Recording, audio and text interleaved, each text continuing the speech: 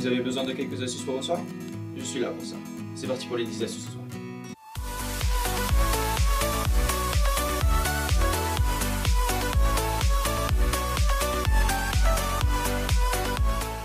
Première astuce.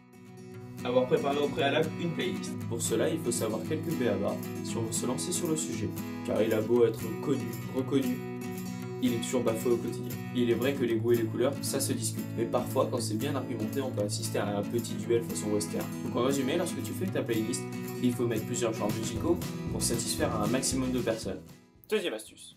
Tu dois savoir éviter le piège DJ iPod. Tu sais, lorsque la musique est bonne et que la soirée s'annonce bien, il y a un moment où un type a l'idée aussi saugrenue que ridicule de s'improviser DJ iPod. Concrètement, c'est là que la soirée se gâte. Parce qu'en effet, le mécréant a branché son appareil sans autorisation au préalable. Puis il se met en tête de nous imposer tous ses sons préférés.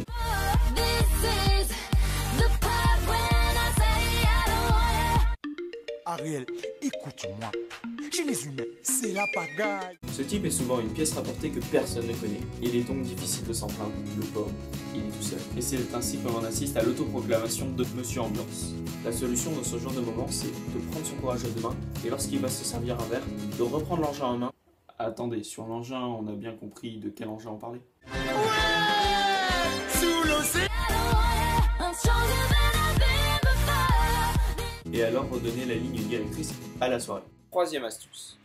Paille plus bière égale plus vite bourré. Non, ce n'est pas une blague, cette rumeur est bien vraie.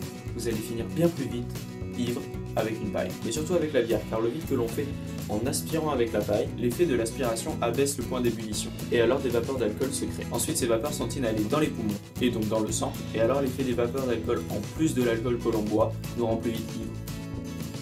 Alors, tu sens boire? Non, pas du tout. Et tu sens les vapeurs d'alcool dans ton sang? Non plus. En fait, c'est de la grosse merde. Par contre, l'effet sur la santé reste le même, car c'est toujours la même quantité d'alcool que l'on boit. Quatrième astuce. Boissons à disposition. Lors des soirées, il ne faut pas uniquement prévoir des alcools forts. C'est pour être à dispo de ceux qui ne veulent pas finir carpette. Attends. Carpette veut dire tapis en anglais. C'est exact, donc j'insinue qu'il ne faut pas tomber par terre. Ah ouais, tu parles des mecs bourrés, c'est ça? Voilà. Et aussi faire des cocktails pour mélanger justement cet alcool fort avec une boisson pour que ce soit plus doux. Donc pas finir directement carpette. Encore exact. Cinquième astuce. Connaître des jeux d'alcool. En effet, lors d'une soirée, tout le monde boit de son côté. Mais lorsqu'un jeu d'alcool est proposé, tout le monde s'est réuni autour d'une table pour se bourrer la gueule. Donc lorsque l'on va en soirée, absolument connaître certains jeux d'alcool, comme la pyramide ou d'autres, et de les saouler à mort. Sixième astuce. Précaution. Et oui, parce qu'une soirée n'est pas forcément le moment où tout est impeccable. Surtout que les personnes présentes ont divers car ils oubliaient le premier qu'ils ont pris. C'est pour ça qu'il est préférable d'avoir des gobelets en plastique pour qu'on puisse les jeter à la poubelle. Donc alors prévoir des sacs poubelles en grande quantité. Les gobelets en plastique peuvent aussi permettre de jouer au pong, le fameux jeu avec la balle de ping-pong. Et pourquoi pas penser à un seau pour que les gens puissent vomir quand ils sont trop bourrés. Ça peut être utile. Je ne parle pas avec de l'expérience. Septième astuce. Soirée pesante. Il s'impose à ce genre de moment de proposer de faire un tour. Ça peut s'avérer amusant si on est beaucoup. En ville, souvent, tes copains bourrés font un tas de conneries. Ça peut être marrant, et surtout à filmer. Et si t'es à la campagne, fais avec ce que t'as. Même si c'est pas facile. Huitième astuce. Séduction. Les soirées, c'est souvent le moment où les célibataires cherchent à avoir l'opportunité de changer leur statut Facebook. La drague, c'est le truc impossible à gérer en soirée. Tout le monde se sent à l'aise, aussi bien au niveau de l'ambiance que du niveau d'alcoolisme. Donc lorsqu'on organise une soirée, c'est bien de penser à ça. Neuvième astuce.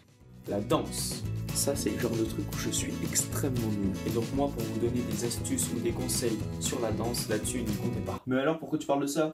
Parce que c'est un des trucs essentiels. Et vous-même, vous le savez, lorsque vous allez en soirée, vous allez danser. Malgré que tu ne danses pas comme un dieu comme moi, essaie de t'éclater. C'est pas tellement le fait que tu danses bien qui va prouver que tu es cool ou sympa. Pense-y. Dixième astuce. Du blague. J'avoue que c'est une astuce extrêmement importante pour tous les séducteurs. Perso, moi je suis calé au niveau blague, pas au niveau séduction. Non, plus sérieusement, c'est toi qui peux mettre un peu l'ambiance avec tes petites blagues de merde. Ouais, elles peuvent être amusantes, ça peut arriver. Donc avant d'arriver en soirée, essaie de t'entraîner avant à en faire une ou deux. C'est ce qui peut te permettre de gagner un duel. Mais un duel de quoi? Bah, un duel au niveau séduction, bien sûr. Ou tout simplement te faire plus de potes. Alors nous y voilà à la fin de cet épisode sur les soirées. Je suis le premier à vous conseiller de continuer à aller en soirée. Malgré les études et tout ça, parce qu'on s'en bat les couilles. Maintenant à vous de tenir compte de mes astuces lors d'une soirée. Ou pas. Ciao. Ah oui, en fait je te propose de t'abonner. C'est pas mal en plus pour avoir mes prochains épisodes. Allez, fais-le.